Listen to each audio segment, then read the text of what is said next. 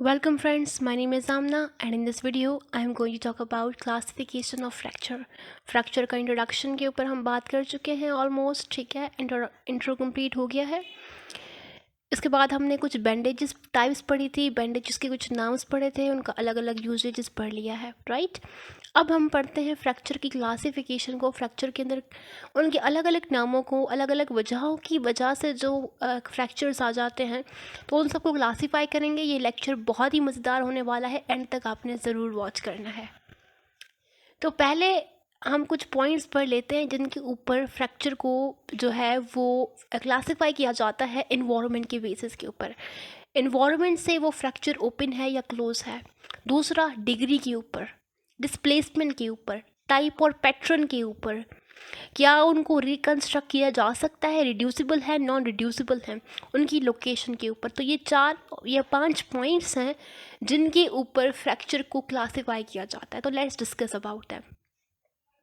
पहला हमारे पास है टाइप या पैटर्न। यहाँ पे आप एक बोन को देख रहे हो जो कि नॉर्मल बोन है हमारे पास। अगर इस तरफ से उसको फोर्स लगती है और वो फोर्स बहुत ही ज़्यादा हाई है और यहाँ से एनिमल का जो बोन है वो फ्रैक्चर हो जाता है सीधी सीधा, तो ये कहलाता है ट्रांसवर्स फ्रैक्चर। और अगर या इस तरफ से एनिमल को फोर्स लगती है तो हमारे पास क्या आता है, बोन के अंदर फ्रैक्चर आ जाता है। तो वो इस तरह से होता है, ओब्लीक होता है, तो ये ओब्लीक फ्रैक्चर कहलाता है।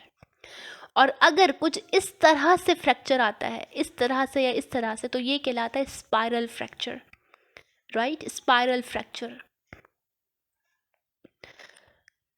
पांचवा हमारे पास है कम्युनिकेटेड फ्रैक्चर, जिसके अंदर मल्टीपल पीसेस शामिल होते हैं। बहुत ही मल्टीपल पीसेस के अंदर बोन जो है फ्रैक्चर हो गई है। एवर्जन फ्रैक्चर ये इंसर्शन पॉइंट्स के अंदर होता है। इंसर्शन पॉइंट्स वो एरिया जहाँ से टेंडन्स या हमारे पास लिगामेंट्स अराइज होते हैं, तो उन वाली जगहों पर एवर्जन फ्रैक्चर्स आ जाते हैं। यहाँ से टेंडन, लिगामेंट बिल्कुल ही अलग हो जाते हैं बोन से, बोन बिल्कुल अलग हो जाता है उन पॉइंट्स से, राइट।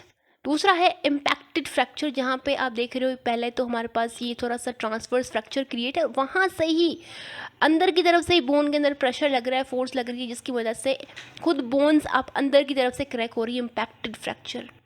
फिशर आता है प्रेशर की वजह से। जब भी कोई बहुत ज़्यादा प्रेशर लगता है तो बोन क्या हो जाती है, फिशर हो जाती है। यहाँ से कोई ऐसा पॉइंट नहीं है, यहाँ पे ना एंडिंग पॉइंट है या ना क्लोजिंग पॉइंट है, मगर बीच के अंदर ही सीधा सा फ्रैक्चर आ गया है, fissure fracture. Green stick fracture बहुत कॉमनली यंग चिल्ड्रंस या यंग एनिमल्स के अंदर देखा जाता है, जिसके अंदर बोन्स क्रैक हो जाती हैं, राइट।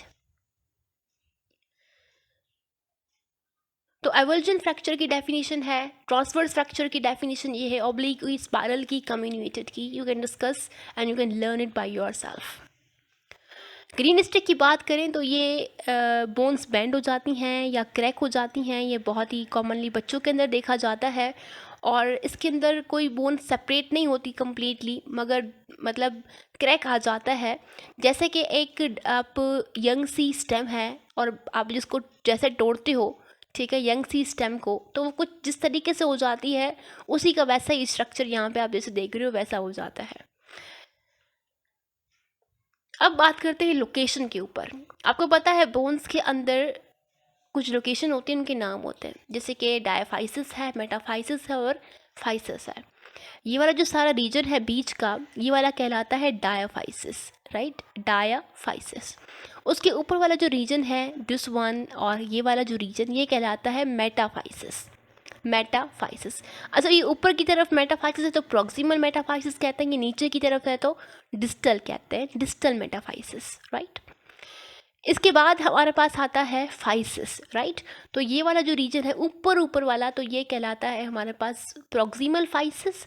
नीचे वाला पार्ट कहलाता है, यही वाला part, distal physis, right. This one proximal physis and this one whole one distal physis. अच्छा, फाइसिस के ऊपर भी एक पार्ट आता है जिसको हम कहते हैं एपीफाइसिस। तो एपीफाइसिस भी दो होते हैं, ऊपर की तरफ, नीचे की तरफ, proximal epiphysis and the distal epiphysis. तो आपने नाम याद करने हैं, डायाफाइसिस बीच वाला, उसके ऊपर वाला, मेटाफाइसिस ऊपर और नीचे होते हैं तो प्रॉक्सिमल और डिस्टल, और physis proximal physis, distal physis, epiphysis proximal and distal epiphysis, ठीक है। तो ये कुछ नाम है। अगर यहाँ से फिशर फ्रैक्चर आता है, तो ये डायाफाइसिस रीजन होगा। तो on the basis of the region हम फ्रैक्चर को नाम देते हैं कि डायाफाइसिस के अंदर है, मेटाफाइसिस के अंदर है या एपिफाइसिस के अंदर है। उसके बाद हम बात करते हैं on the basis of the aetiology, वजह के ऊपर कि कौन सी वजह है जो कि फ्रैक्चर कॉज करती है। इसके अंदर बेसिकली दो ही वजह आती हैं, या तो ट्रॉमेटिक होती है। ट्रॉमेटिक के अंदर ये बोन है जो कि नॉर्मल बोन है, ठीक है, नॉर्मल, ये भी नॉर्मल ही बोन है, कोई फ़र्क नहीं है, मगर यहाँ से एक फोर्स लग रही है जो कि जिसकी वेलोसिटी, जिसकी इंटेंसिटी जो है नॉर्मल है, उसकी जो इंटेंसिटी है ये जो बोन है वो एब्जॉर्ब कर रही है और इजीली एब्जॉर्ब उससे हो रही है, तो फ्रैक्चर नहीं होगा, बिल्कुल वैसे ही नॉर्मल रहेगी बोन भी, ठीक है। हम जैसे रोज़मर्रा चल रहे होते हैं, भाग रहे होते हैं, ठीक है, एक्सरसाइज भी कर रहे हो, तो ये फोर्स लगती है हमारी बोन्स के ऊपर नॉर्मल, और फ्रैक्चर नहीं होता, बोन एब्जॉर्ब कर लेती है। मगर अगर ज़्यादा इंटेंसिटी के अंदर जो फोर्स लगती है, नॉर्मली हाई फोर्स लगती है, तो फिर क्रैक आ जाएगा, जो है ट्रांसफर्स जो है फ्रैक्चर आ सकता है। अब वो फोर्स की जो डायरेक्शन है वो भी डिटरमाइन करती है। अगर फोर्स यहाँ से आ रही है तो ये बेसिकली ऑब्लिक फ्रैक्चर कॉज करेगा, तो that is a traumatic fracture. इसके अलावा है ट्रॉमेटिक फैक्टर जो है वो बेसिकली किसकी वजह से आता है, फाइट की वजह से आता है या एक्सीडेंट्स की वजह से आता है, तो ये फ्रैक्चर इनकी वजह से ही आता है मोस्ट कॉमनली। इसके बाद है पैथोलॉजिकल फ्रैक्चर। पैथोलॉजिकल फ्रैक्चर के अंदर ये नॉर्मल बोन है, ये एबनॉर्मल बोन है, ये वीक बोन है, इस बोन के अंदर ऑस्टियोपोरोसिस है, ये पोर्स इसके अंदर मौजूद हैं। अब इसको नॉर्मल फोर्स लग रही है, ये एब्जॉर्ब कर रही है बोन, इसको नॉर्मल फोर्स लग रही है, ये एब्जॉर्ब नहीं कर पा रही है, इसकी बोन्स ब्रेक हो गई हैं, तो it is a pathological fracture. ये पैथोलॉजिकल फ्रैक्चर, ये इसकी वजह ऑस्टियोपोरोसिस होता है, ऑस्टियोमलेशिया होता है, बोन्स के अंदर कैल्शियम की डिपोजिशन बहुत ही कम होती है, इसकी वजह से ये फ्रैक्चर कॉज होता है। इसके अलावा हमारे पास है स्ट्रेस या फटीगनेस की वजह से फ्रैक्चर। ये फ्रैक्चर बहुत कॉमनली एथलीट्स के अंदर देखा जाता है, या हमारे पास आर्मी के अंदर जो रिक्वायरमेंट होती है उसके अंदर जो मार्च कर रहे होते हैं, जो चल रहे होते हैं एक अजीब व गरीब किस्म के ज़रिए से, तो ये एक प्रेशर लगता है टांगों के ऊपर, तो उनको भी एक फटीगनेस की वजह से, स्ट्रेस की वजह से फ्रैक्चर आ जाता है। दूसरा है on the basis of displacement, कि एनिमल का जो बोन है वो कितना डिस्प्लेस्ड हो गया अपनी जगह से। ये एक बोन है नॉर्मल, उसको फ्रैक्चर आ गया, अब यहाँ से फ्रैक्चर है, अब ये बोन भी इसी जगह पर है, ये बोन भी उसी जगह पर ही है, तो अनडिस्प्लेस्ड फ्रैक्चर, थोड़ा सा चेंज हो गई है डिस्प्लेसमेंट, तो ये मिनिमली डिस्प्लेस्ड फ्रैक्चर है, ठीक है। इसके अलावा है पूरा ही डिस्प्लेस हो गया, या ये यहाँ से भी नहीं है, बिल्कुल ही ऊपर चला गया ये बोन, तो ये डिस्प्लेस्ड फ्रैक्चर है, राइट।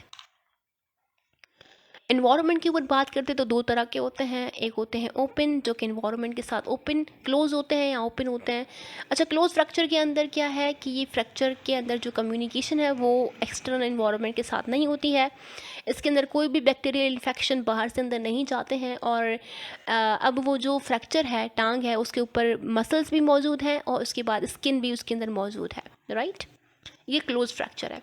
ओपन फ्रैक्चर के अंदर क्या है कि हमारे पास देखो बोन भी टूट गई, बोन ने जो है मसल्स को भी क्रॉस किया, स्किन को भी क्रॉस किया, तो इसके ऊपर ना मसल्स है ना स्किन का ओवरलैपिंग है, और इसकी जो डायरेक्ट कम्युनिकेशन होती है एक्सटर्नल एनवायरनमेंट के साथ होती है, बैक्टीरियल कंटामिनेशन वगैरह वगैरह इसके अंदर तो बहुत ही आम होती हैं, ये ओपन फ्रैक्चर्स कहलाते हैं, राइट। इसके बाद हम बात करते हैं रिड्यूसिबल, नॉन रिड्यूसिबल। अच्छा, एक फ्रैक्चर लगता है जो कि आम सा ट्रांसफर्स है या ओब्लिक है या स्पाइरल है या फिशर है, कोई भी फ्रैक्चर लग गया। अच्छा, उसके अंदर दो पीसेस हो गए, अब ये फ्रैक्चर है, ये ट्रांसफर्स फ्रैक्चर है, दो पीसेस हो गए, इनको जोड़ा जा सकता है बहुत ही आसान तरीके से, किसके ज़रिए से, कार्टिलेज वायर्स, ये कार्टिलेज वायर्स हैं और स्क्रूज़ है, जैसे हम घर के अंदर स्क्रू इस्तेमाल करते हैं, इस तरीके से बोन के स्क्रू होते हैं जिसको लेग स्क्रू कहा जाता है। ये रिड्यूसिबल फ्रैक्चर्स कहलाते हैं जिनको कंस्ट्रक्ट किया जा सकता है, उसके बाद कुछ देर के बाद एनिमल का जो वेट है वो जो कार्टिलेज वायर है, लेग है, उसकी वजह से वो जो पर्टिकुलर एरिया है वो बियर कर सकता है, वेट बियर कर सकता है, राइट। तो ये रिड्यूसिबल फ्रैक्चर कहलाते हैं। अच्छा, जब मल्टीपल फ्रैक्चर्स हो, मल्टीपल, जैसे कि कम्युनिकेटेड के अंदर था, मल्टीपल फ्रैक्चर्स लगे हुए थे, राइट, एक ही जगह पर, तो इनके अंदर हमारे पास कोई भी ऐसा कोई तरीका नहीं है जिसको इम्प्लांट नहीं है बहुत ही सही तरीके से उसको जोड़ सकें, राइट तो ये नॉन रिड्यूसिबल कहलाते हैं। इसके अंदर हम इम्प्लांट के अंदर इतना वेट नहीं दे सकते हैं कि वो बेयर करें, मगर हमें देना पड़ता है क्योंकि हमारे पास कोई और ऑप्शन भी नहीं होता। क्योंकि अगर एनिमल एग्रेसिव है तो हम वो वाला तरीका नहीं इस्तेमाल कर सकते। अगर एनिमल पोलाइट हैं तो हम ये वाला तरीका इस्तेमाल करके, इम्प्लांट को इस्तेमाल करके हम कर सकते हैं, क्योंकि वो वेट बेयर कर सकता है। तो ये नॉन रिड्यूसिबल कहलाते हैं, right. With implants carrying the load of the weight bearing until callus is formed. यहाँ पे इम्प्लांट ही है जो कि वेट बेयर करेगा जब तक कैलस फॉर्म ना हो। यहाँ पर डोसाइल एनिमल और यहाँ पे एग्रेसिव एनिमल की मैंने यहाँ पे क्यों कहा, क्योंकि अगर डोसाइल एनिमल है तो उसको हैंडल करना ईजी रहेगा। तो वो अपनी जो हमने लगाया है इम्प्लांट उसके साथ छेड़खानी नहीं करेगा, उसको हिलाएगा नहीं इतना ज़्यादा। अगर एग्रेसिव है बहुत ज़्यादा तो उसके लिए बहुत ही मुश्किल होगा कि हम उसको एक ही जगह पर रखें और उसको हिलने फिलने भी ना दें, मोबिलाइज रखें इन्वायरमेंट के साथ, right. So this is for today's lecture. If you like it, share with your friends, and thank you for watching this.